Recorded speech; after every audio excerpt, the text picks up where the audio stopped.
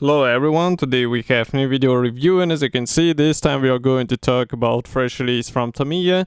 It comes in 1/48 scale and it copies US Howitzer M8. So as you can see, this is quite interesting vehicle in 1/48 scale, so it won't take a lot of space on your shelf or your table. You can build some type of diorama, and of course we have the final shape of this kit, which was purchased with help of your donations. So I would like to say separate thank you for all of your help, which actually allowed me to get this kit for the video. And now we are going to check together what is actually inside and why it might be an interesting build for modders who would like to assemble this M8 in 1/48 scale, not in 1/35, because this one is easily a bit more accessible in terms of price and size.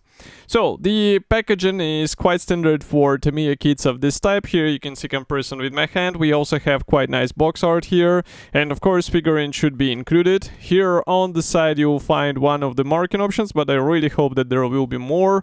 And here on the other side you can see the second marking option and also the reseller, which where I was actually getting it. So it's a top opening box.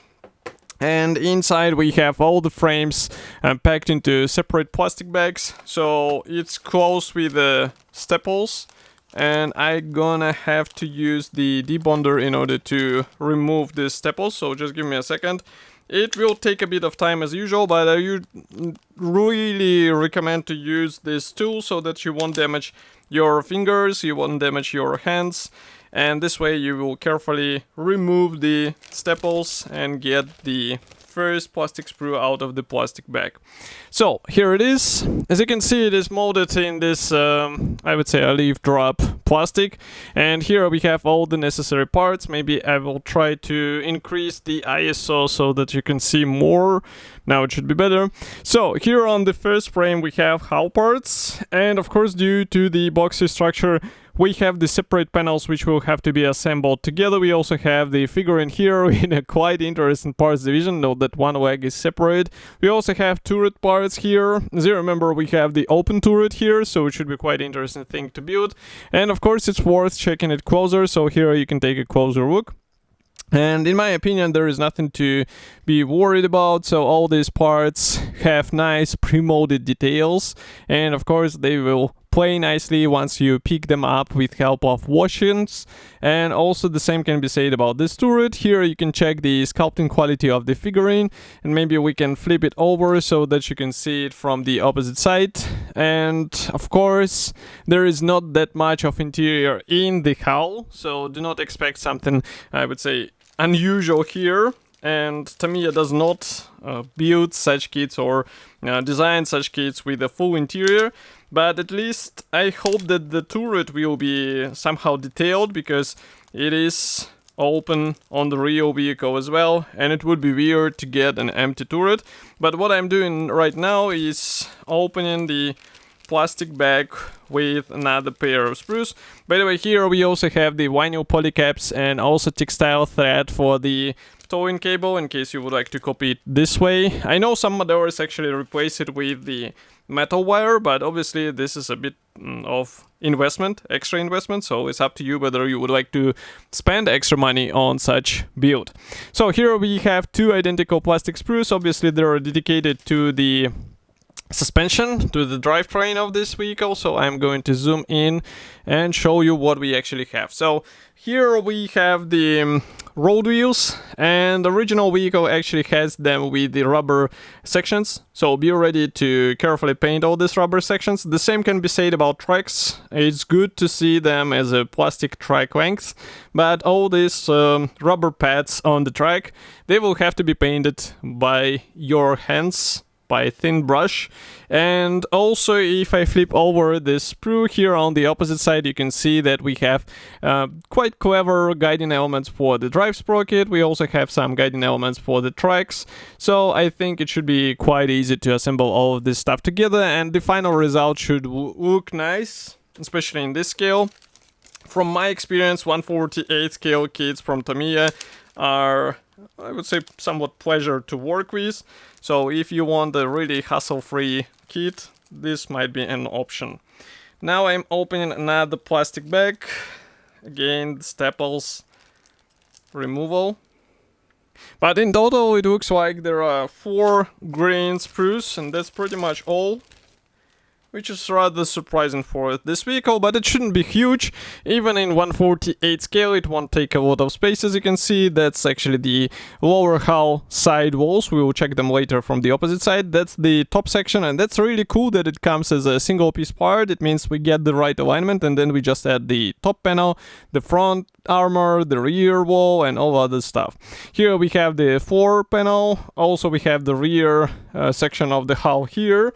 Note that there are also guiding elements which will help you with overall alignment, but maybe it would be better to zoom in a bit so that you can check all of this stuff closer.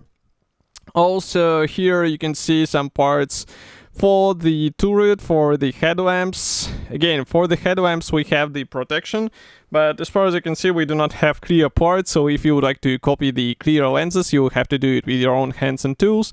Here you can see the rear section, and I think we have, yes, we do have the Pioneer tools pre-molded. Some modelers might not like such design, but that's nothing we can do here. Maybe there will be some aftermarket which will replace it, but it's a question to you whether it's worth it upgrading such model with these details. Here what I'm showing is the side panels for the lower hull section, as I said before. So here we have also the suspension arms pre-molded, and that should also ensure the right position of all road wheels on your vehicle. Next, we continue with the tech tips brochure. Nothing special. That's a typical thing for Tamiya kits in different scales. We also get the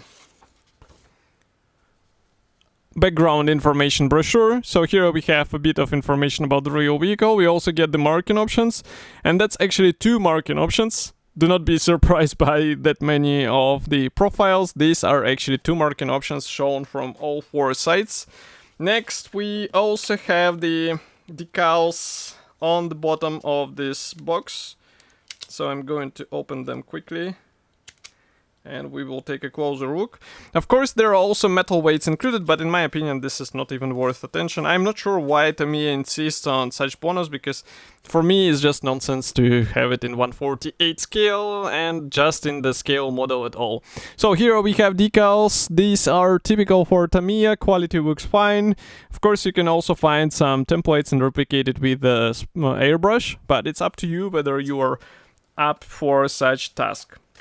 And last but not the least is the assembly manual. So here it is black and white, but I think here it is actually justified because the price is quite accessible.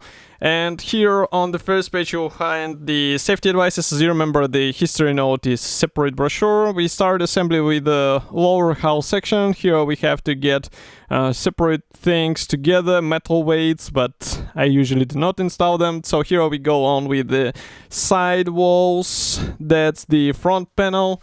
Next we continue with the rear panel, and here we start working on the return rollers. Then we assemble the wheels from both sides, obviously. And then we continue with the drive sprocket, which also houses the poly cap for easier removal and rotation. Of course, it's up to you whether you would like to have it inside. Next, we continue with the tracks, and then we proceed with the upper hull assembly. So I will try to move it like this. So here you can see the upper hull assembly. As I say, the glacis plate is separate. Then we continue with the underside, as far as you can see.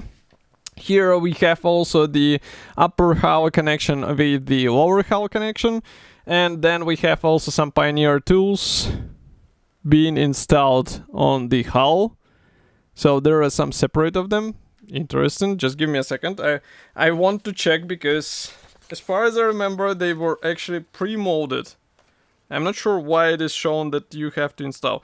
So we have some pre-molded, and some of them will have to go as a separate parts. Really weird design in my opinion. Next we continue with the main gun. So here we assemble also some features on the turret. As you remember, there are some seats padded.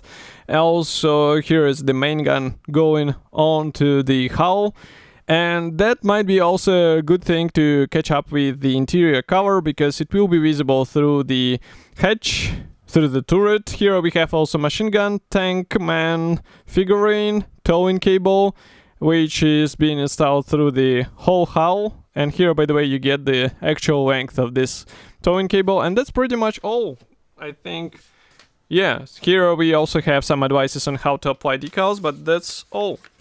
So quite an simple model in my opinion, and for this scale you get a lot of features out of the box. Of course you can also detail it with some scratch building, maybe with some weathering to make it a bit more interesting, maybe do some diorama, but for this price this is really interesting kit and I would recommend to check it. Of course I will be happy to hear your opinion about such a release. Do not forget to write it here in the comment section below.